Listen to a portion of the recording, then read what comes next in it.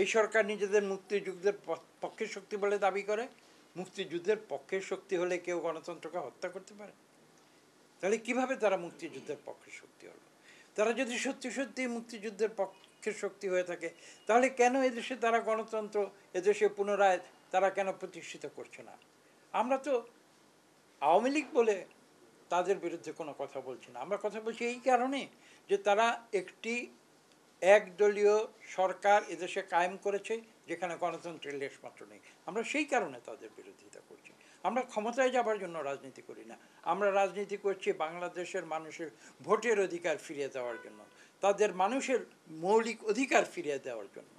আজকে দেশে নারীর অধিকার নেই, এদেশে আজকে শিশুর অধিকার নেই, আজকে দেশে মানবাধিকার নেই। আপনারা দেখছেন যে প্রতি পদে পদে মানুষ লাঞ্ছিত হচ্ছে। এটা তো হচ্ছে একটি দিক।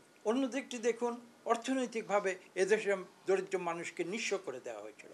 আমরা তো পাকিস্তানের বিরুদ্ধে যখন মুক্তিযুদ্ধের আমরা পরিকল্পনা করেছিলাম, যখন আমরা মুক্তিযুদ্ধে নেমেছিলাম, তখন তো আমরা দুটি বিষয় নিয়ে চিন্তা করেছি।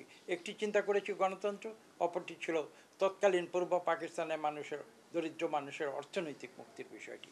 আজকে বাংলাদেশে ধনী এবং দরিদ্রের ব্যবধান দিন দিন আকাশচুম্বী হয়ে যাচ্ছে, গাণিতিক হারে বেড়ে চলেছে। তো কাজে আজকে দরিদ্র মানুষ দরিদ্র হচ্ছে, আর গুটি কয়েক ধনী মানুষ ধনী হচ্ছে। সরকারের যারা পোষ্য, তারা ব্যবসা বাণিজ্য থেকে শুরু করে তারা বৈদেশিক মুদ্রা তারা লুটপাট করে লোপাট করে দিয়ে, তারা মিথ্যা ইনভয়েসের নামে টাকা লোপাট করে দিয়ে তারা আজকে পুরো বাংলাদেশের অর্থনীতিকে ধ্বংস করে দিয়েছে। কাজে এই পরিস্থিতিতে আজকে আমাদের একটি মাত্র বক্তব্যটি কি?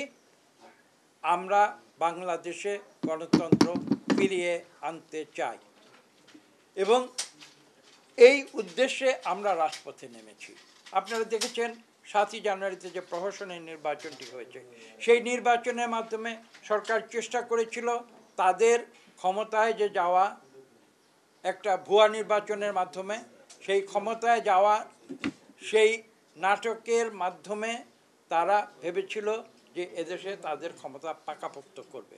আমরা স্পষ্ট ভাষায় বলে দিতে চাই, আজকে সরকারের পায়ের নিচের মাটি সরে গিয়েছে, তাদের ভিত্তি ধ্বংস হয়ে গেছে।